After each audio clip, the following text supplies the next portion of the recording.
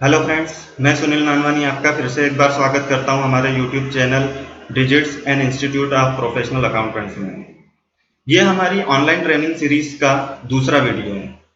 पिछले वीडियो में मैंने आपको वीडियो खत्म करते समय बताया था कि आने वाले नेक्स्ट वीडियो में हम आपको बताएंगे कि बेसिक रिकॉर्ड्स का इम्पोर्टेंस क्या है। पहले वीडियो में हमने ये देखा था कि हमें अकाउंटिंग का डीपली नॉलेज क्यों होना चाहिए। अब ठीक है, वो आप समझ चुके हो कि हमें अकाउंटिंग का डीपली नॉलेज होना चाहिए। अब अकाउंटिंग की प्रोसेस स्टार्ट करने से पहले ये जानना बहुत जरूरी है कि मेरे लिए वो पिलर्स क्या रहेंगे जिससे मैं अकाउंटिंग की प्रोसेस को स्टार्ट करूं। तो वो रहेगा कि बेसिक रिकॉर्ड्स की अहमियत को पहले समझना।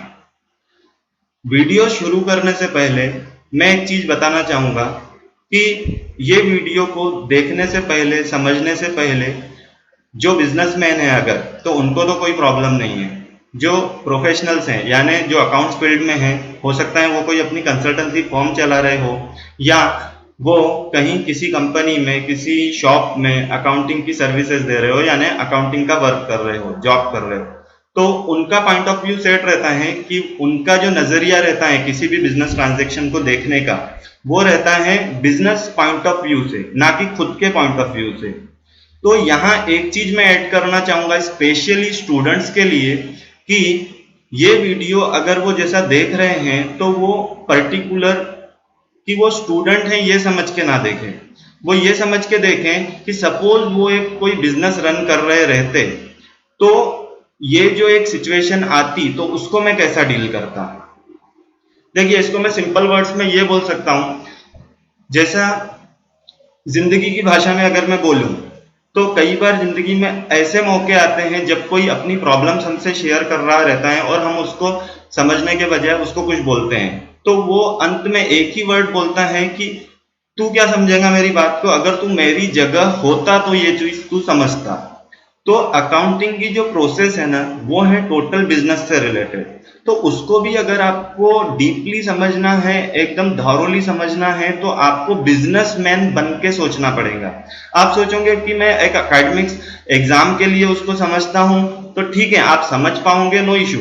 बट जितना डीपली और क्लियरली आप समझोगे अगर आप खुद को एज अ बिजनेसमैन कंसिडर करके ये वीडियोस आप देखोगे तो।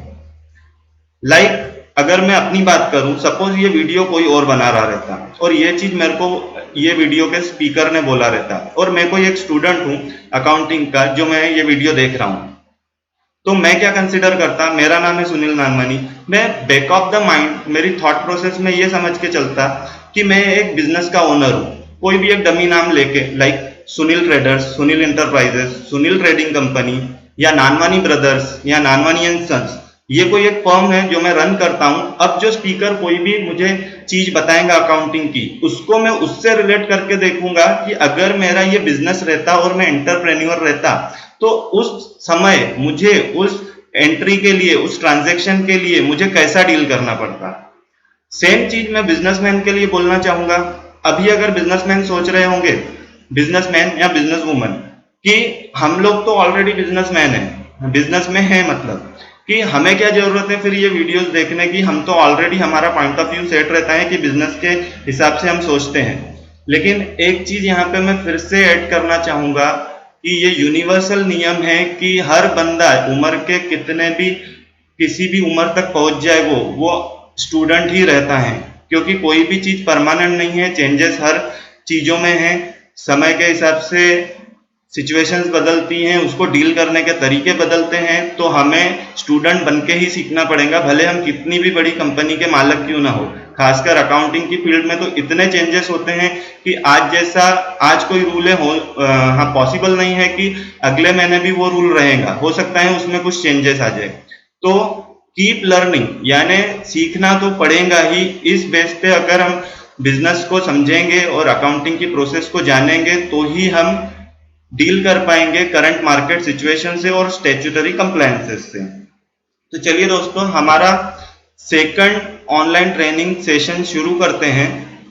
इन this session you will be able to understand, जैसा कि मैंने पहले ही बताया, कि इंपॉर्टेंस ऑफ बेसिक रिकॉर्ड्स।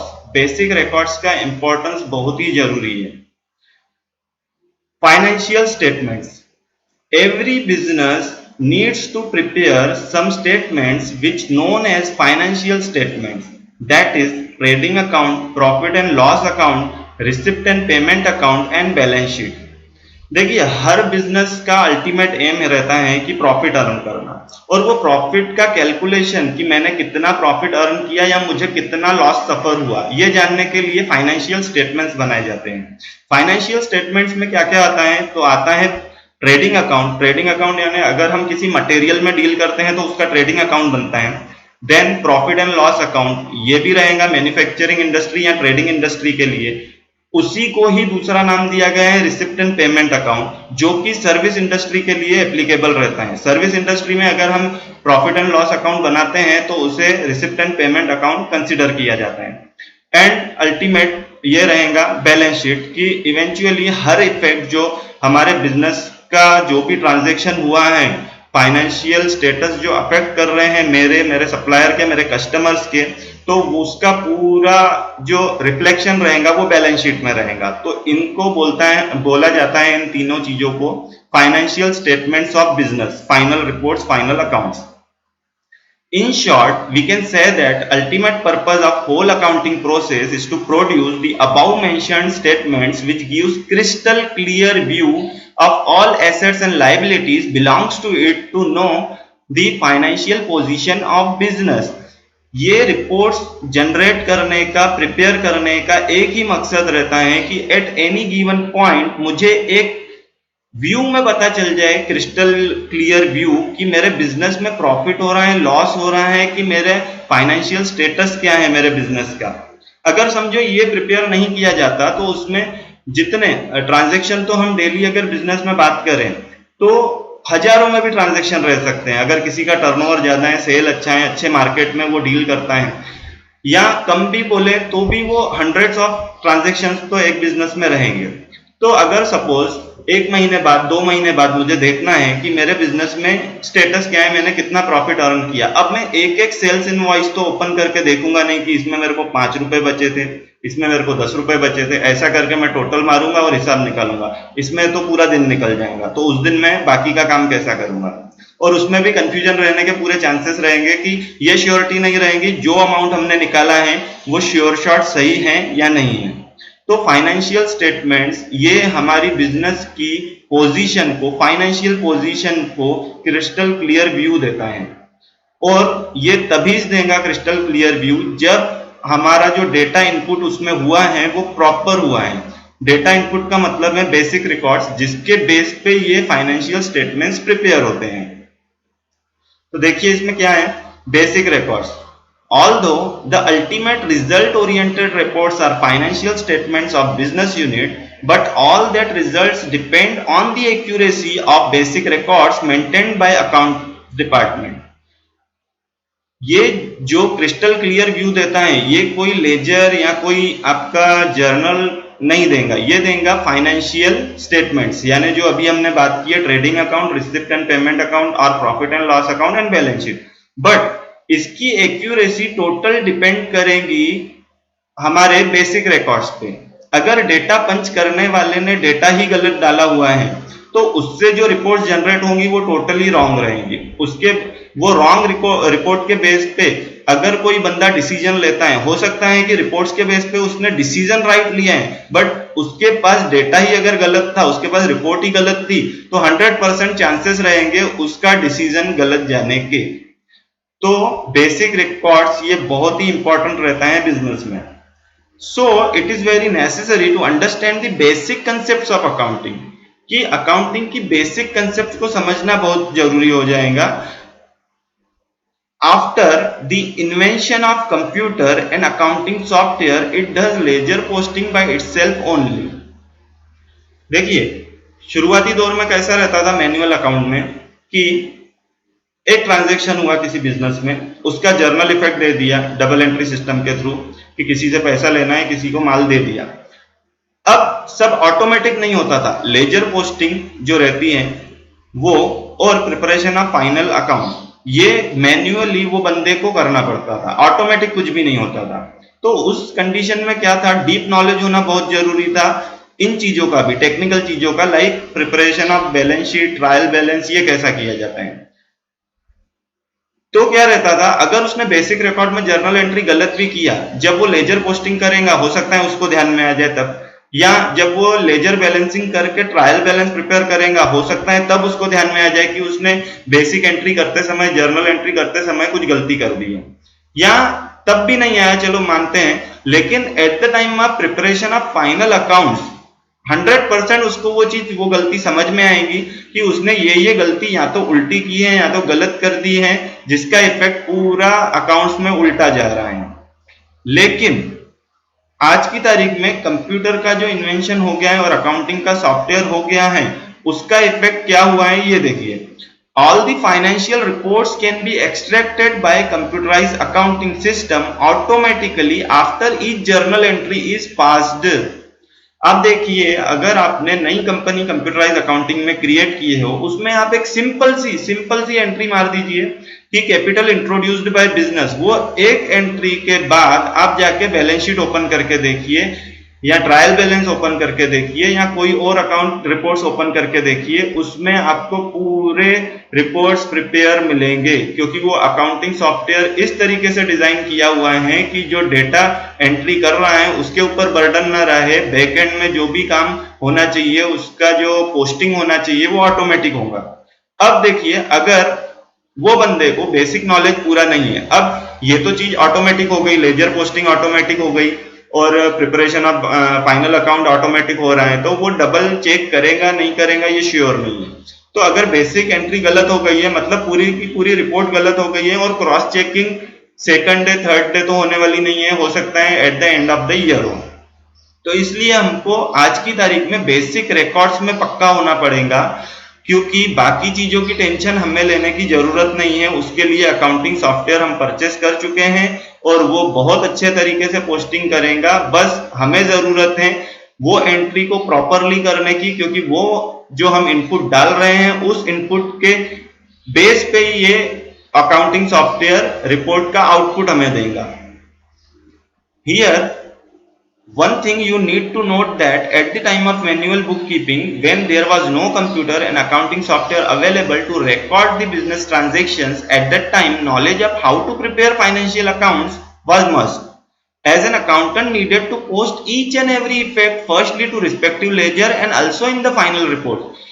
ये मैं पहले ही बता चुका हूं कि जब मैनुअल अकाउंटिंग था, हर चीज वो खुद करना पड़ता था उस बंदे को जो बुक कीपिंग करता था। ऑटोमेटिक कैसा जाएगा? अगर मैनुअल अकाउंट में मैंने रजिस्टर में कुछ चीज लिखी हुई है, वो बरोबर ऑटोमेटिक कैसा वहां पे शिफ्ट होंगी? क्योंकि उस टाइम पे हार्ड वर्क रहता था। मैनुअल वर्क का मतलब ही है हार्ड वर्क, और कंप्यूटराइज अकाउंटिंग होने से वो स्मार्ट वर्क हो गया है कि मुझे एक चीज करना है, लेकिन उसके बाद की बाकी की चीजें मैं छोड़ दूंगा सिस्टम पे, वो ऑटोमेटिक पोस्ट करेगा। That doesn't mean now there is no need to gain knowledge of it, but here we want to realize you the value of deep knowledge of fundamental of accounting। देखिए दोस्तों, यहाँ पे हम ये नहीं बोल रहे आपको कि आज अगर कंप्यूटर ऑटोमेटिक चीजें पोस्ट कर रहा है तो हमें उसका डीप नॉलेज लेने की जरूरत नहीं है, हमें सिर्फ बेसिक नॉलेज ले लेना है और बस दैट्स इट। क्योंकि मैनुअल अकाउंटिंग तो ऑलमोस्ट खत्म हो चुकी है, टोटल कंप्यूटराइज अकाउंटिंग है। उसका भी अपना इंपॉर्टेंस है डीप नॉलेज होने का। रीजन कि आप चलो एंट्री तो कर रहे हो, उसके बाद रिपोर्ट्स भी आ रही है, पर किसी मीटिंग में, किसी कॉन्फ्रेंस में यहाँ का भी आपको डिसीजन लेना है कि मैं अपकमिंग प्लान्स क्या करूंगा, जो ट्रांजैक्शन हुआ नहीं है अभी तक वो मैं करने जा रहा हूं। अगर ट्रांजैक्शन हो गया तो वो चीज आप एंटर करते हो, देन फाइनल अकाउंट्स क्रिएट होते हैं। लेकिन अगर जो ट्रांजैक्शन मैं करने वाला हूं in future, in upcoming 2 days 3 days या जो भी वॉट एवर, तो उस कंडीशन में जो मैं ये ट्रांजैक्शन करूंगा उसका मेरे बिजनेस पे क्या इफेक्ट होगा? क्या उससे मेरे फाइनल अकाउंट्स बिगड़ जाएंगे, रिपोर्टिंग गलत हो जाएंगी, अकाउंटिंग गलत हो जाएंगी, या at the end of the year क्या उसको मैं सेटल डाउन कर पाऊंगा कि नहीं? क्योंकि अगर हमारी बैलेंस शीट बिगड़ गई किसी एक पर्टिकुलर ट्रांजैक्शन से, सपोज मार्च में हम बैलेंस शीट फाइनल कर रहे हैं, हमने मई में, जून में, जुलाई में ऐसा कुछ ट्रांजैक्शन कर दिया जिसका इफेक्ट गलत गया, तो अब हम 6 महीने 7 महीने पीछे जाके उसको करेक्ट नहीं कर पाएंगे। तो जब हमको कोई ट्रांजैक्शन करना है अभी या इन फ्यूचर, तो उसके लिए जो थॉट प्रोसेस में हमारा चलेगा कि इसका इफेक्ट क्या पड़ना चाहिए, इसके लिए हमको डीप नॉलेज, डीप अंडरस्टैंडिंग होना बहुत ही जरूरी है। और बेसिक रिकॉर्ड्स की मैं फिर से एक जर्नल टर्म में अगर बात करूं, बेसिक रिकॉर्ड लाइक सपोज आपने कोई कार लिए हो, एक महंगी से महंगी कार ले ली है, कार चलाना आप बहुत अच्छे से सीख गए, 1 महीने का ड्राइविंग क्लास रहता है, आपने 3 महीने उसको दे दिए, आप बहुत फाइन कार चलाते हो।